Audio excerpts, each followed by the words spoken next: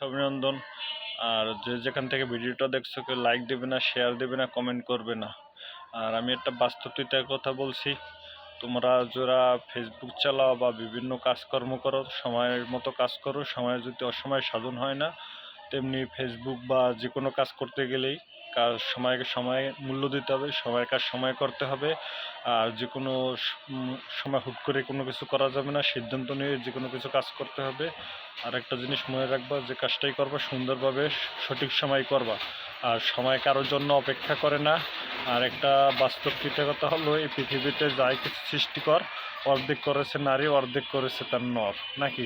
এটাই তো সবাই লোকে বলে, কিন্তু আমরা তো বলি না। কিন্তু অনেকে তো এটা ভুলে যায় যে এই পৃথিবীতে যাই কিছু আছে অর্ধেক মহিলা আর অর্ধেক পুরুষ, তাই না?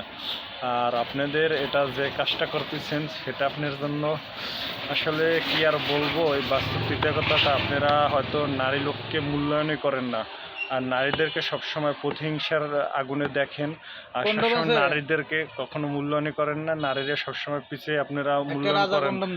নারীদেরকে সবসময় বেশি বেশি ভালোবাসবেন, ভালো থাকবেন। আপনার যদি আর আপনি যে কাজটা করতেছেন, আপনার মাকে যদি আপনি ভালোবাসেন, তাহলে আপনার পুতের বউকে সেটা দেখে আপনার আবার মেয়েকেও ভালোবাসবে এইরকম।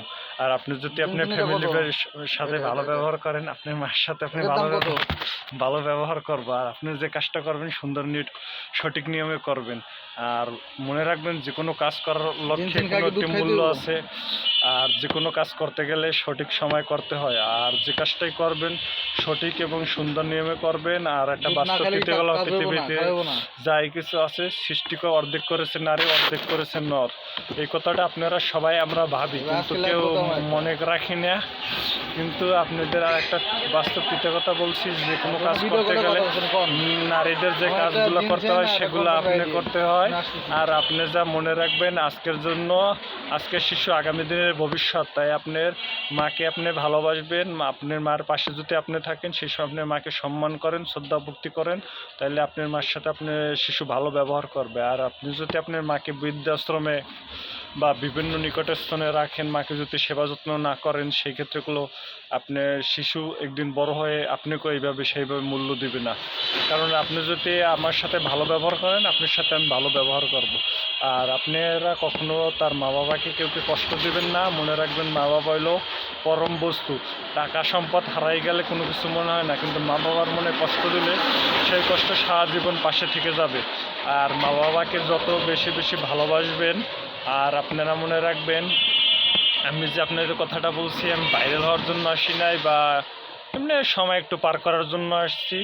আর যাই বলতেছি, ভুল ত্রুটি মানুষের মাঝে হয়, তো ক্ষমা দৃষ্টিতে দেখবেন। আর একটা বাস্তব কথা হইল, আপনারা যারা মারা আছেন তারা সবসময় মনে রাখবেন যে আপনাদের ছেলে সন্তানকে সঠিক এবং সুন্দর সঠিক নিয়মে করবেন। আর আপনাদের ছেলেকে সঠিক সময় স্কুলে ভর্তি করবেন। আর যাই কিছু করবেন সঠিক সময় করবেন, অসময় করলে হয় না সাধন।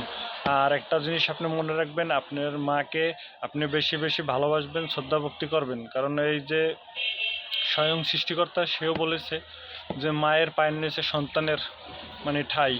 আর সে বলছিল, যেমন যাহা আছে এই বিশ্বব্রহ্মাণ্ডে, তাহা আছে এই হৃদয় ভাণ্ডে। সে বলছিল যে এই পৃথিবীতে সবচেয়ে তুমি যদি বিশ্বব্রহ্মাণ্ডটা ঘুরিয়ে দিতে পারো, তাইলে হয়তো আমি তোমাকে একটা রত্নমালা দেব। সে করছিল কি, সেই একটা বাহন নিয়ে, ময়ূর নিয়ে সারা বিশ্বটা ঘুরিয়ে দিছিল।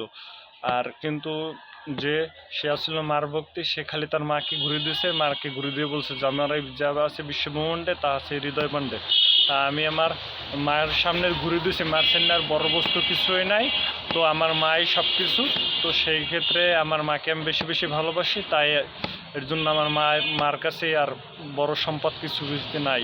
আর একটা টাকা থাকলে কখনো হয় না ধনী, ধন থাকিলে হয় না ধনী, কৃষ্ণদান আছে যার হৃদয়ে। আপনি যদি পরম সৃষ্টিকর্তাকে সেবা যত্ন করেন, ভালোবাসেন, মা বাবাকে শ্রদ্ধা ভক্তি করেন, তো সেই ক্ষেত্রে আপনিগুলো যে কোনো সময় যে কোনো সম্পত্তির অধিকারী হইতে পারবেন। টাকা থাকলে গুলো পৃথিবীতে সুখী হওয়া যায় না। তো ধন্যবাদ। আজকের যেখান থেকে ভিডিওটা দেখছেন, কেউ লাইক দেবেন না, কমেন্ট করবেন না, শেয়ার করবেন না।